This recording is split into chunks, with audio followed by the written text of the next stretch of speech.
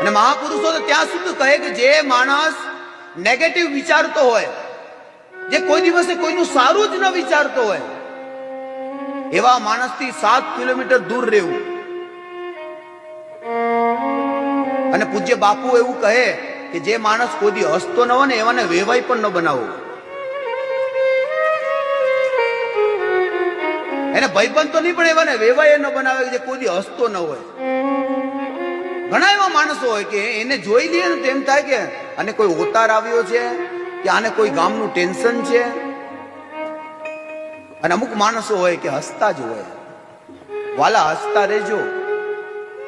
આ જીવન ક્યારે અલ્પ થઈ જશે, વીજળીના ચમકારા જેવું જીવન છે.